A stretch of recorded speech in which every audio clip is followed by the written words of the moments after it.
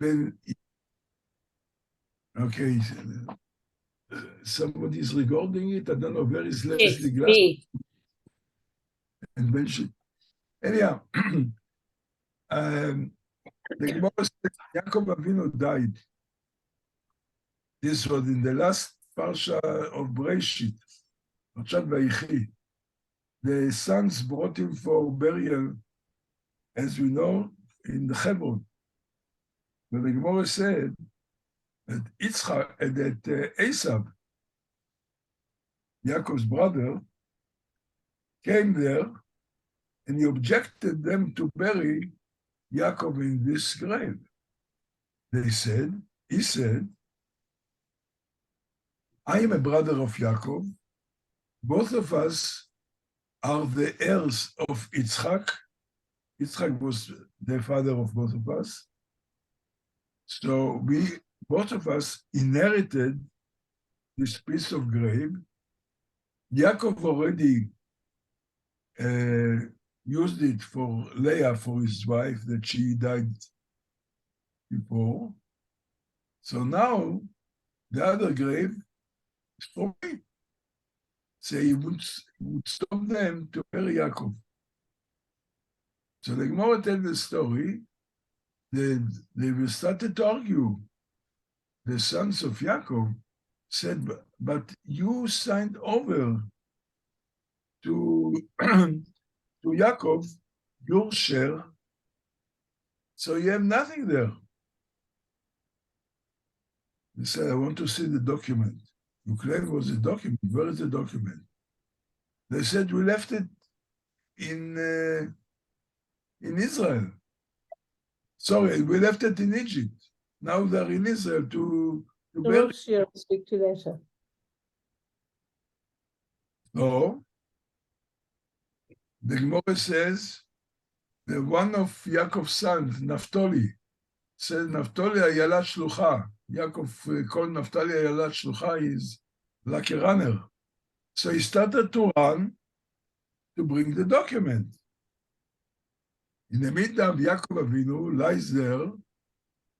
So the Gemara says that one of the sons of Yaakov, Dan had the son, his name was Husham ben Dan.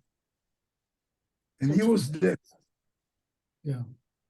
And he comes to ask his father and his uncles, said, what happened? Why don't you go ahead and to bury our Zayde?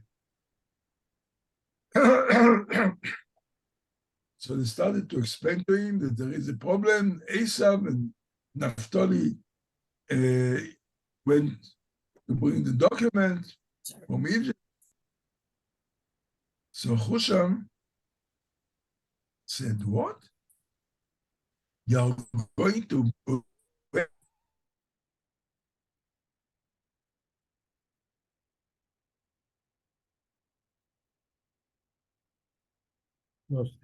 Is everybody frozen? Not everybody.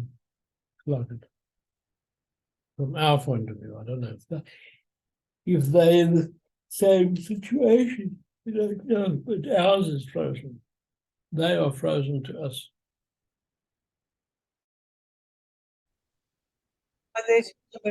What happened? Ben, what happened?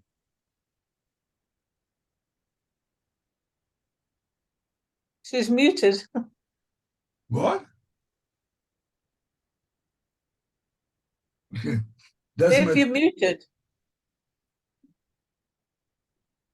She can't see or she can't speak. I don't know. Anyhow, let's finish the story. Everybody froze and it knocked us off, but we were up to the story when you said Husham said, and then we don't know what happened. Said, it's a long time ago. Are you guys are waiting until Naphtali bring the document, and until then Zayde Yaakov will be lying here in disgrace? He took something and he chopped Esav head, and the head, the Gemara said, fell into the grave, but the main thing, no Esav, and they went ahead to bury. So Reb Chaim Shmulevitz asked a question. Akam, the grandson, Husham, he couldn't accept that Yaakov will be lying in disgrace, while the sons didn't feel the same. Akam. And this is something very, very important point that Reb Chaim Shmulevitz says. He says, the sons, when they started to argue, he said, Esav said, then they started to argue, it was a discussion. This was something that with the time that they were arguing, they came to adjustment, to adjust to the situation without realizing that it's a disgrace. But Husham ben Dan, because he was deaf, he was not a participant to the only discussion. To him, it was a shock. And therefore, he reacted the way they reacted. Now, why I tell you this story? I came to South Africa. People who live in South Africa, they are adjusted.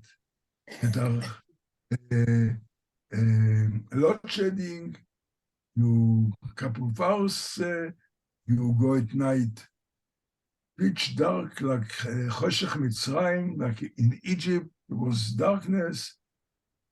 Comes a new person like me, it hits him as I came out from the airplane. I come to a street, pitch dark, you can't see. This is like Husham ben Dan. It talks. So what is the lesson? I think this is an important thing. On one hand,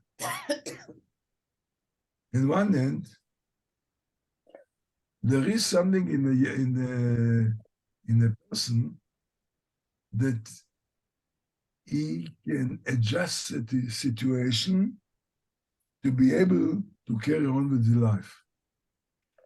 God made us to be able to get used to a situation.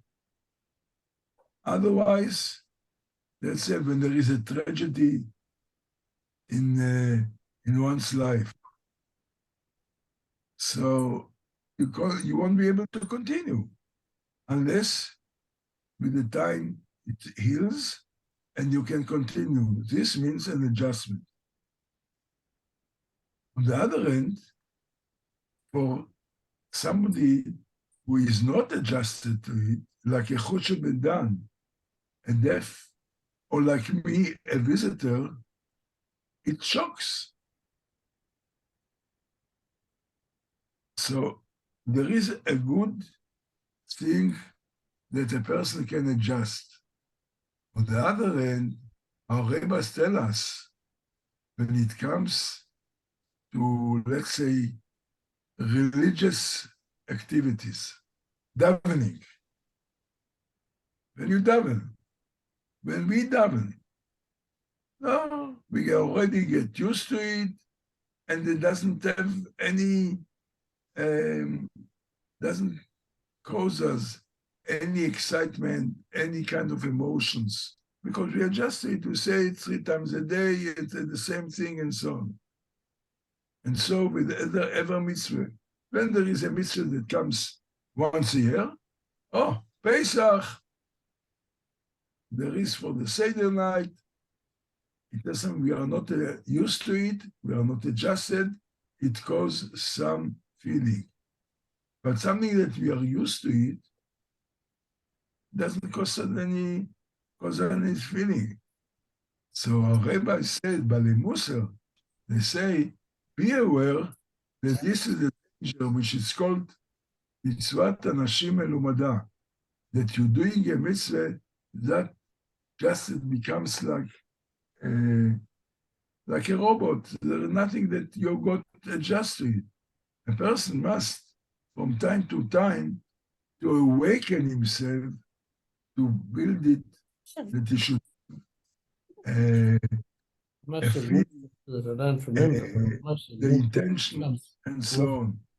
So this is what I learned from the experience. Everybody that I was talking, I said, how do you live here? It shocked me. But the people who live there, rightly so, they should not be the same attitude like a visitor, because it will ruin their life. So something that has to make peace with it has to get adjusted. But on the other hand, to be aware that this can be something wrong in our performance, religious activities, that we get adjusted and means nothing. Yes, comes Pesach, then you find.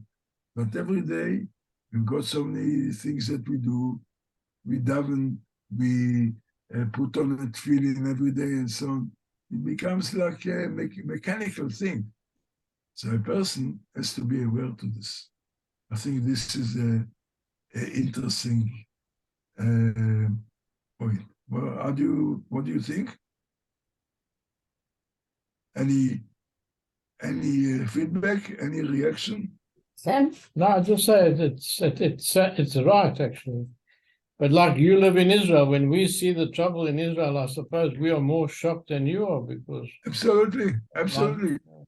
And rightly so, because if I'll be shocked like you, what kind of a life? Well, we do feel like that. When we see the news in Israel, we watch our Rosh Hashanah. I get all these messages from our cousin Alan Silver. And when we hear what goes on in Israel, we don't know how you people manage. It's like really frightening. Yeah, and life goes without the problem because we got used to it. You put on the radio, you hear another story. This month, terrorists killed 14 people in 1 month. There were 2 brothers, little ones, and 2 brothers. Two brothers and others. And then was 7 people were killed 2 weeks ago by the car and so on. But I'm saying we must know that this is something, in one thing is good that we can adjust. As I said, if God forbid we have tragedies, we can't just live the whole time on the kind of life. So with the time God built up in us that we can adjust and live with it. But on the other hand, there are certain things that it is works against us, then it makes that we have to make some, to wake up. Well, when we do mitzvahs, we have religious activities, or we do some good deeds with others and so on. It shouldn't be just like a mechanical thing. We have to wake up. Okay, this is the lesson. But now let's go to the Mishnah. It says that we've only got 6 minutes, 6 minutes left. That okay? Look, if you want, we can continue. Is it possible to switch off again? Yeah, let's continue. It doesn't matter. 6 Are you, minutes. if you wish to do it? If Yes, not, yes. We've especially come to the shiur. okay. So although that what we to now was not very Sailim, was something also a big shiur in life, but in our shiur Pirkei Avot, it's already by time. Last week we didn't have, so we must make it. So we switch it off and we start again. So Beverly, you are the one inviting, you know? Sorry? Yeah. You are the host. Yes. They want Okay, to so let's switch it off and start again. Everybody joins again. Okay. Okay, everybody hop off and come back on again.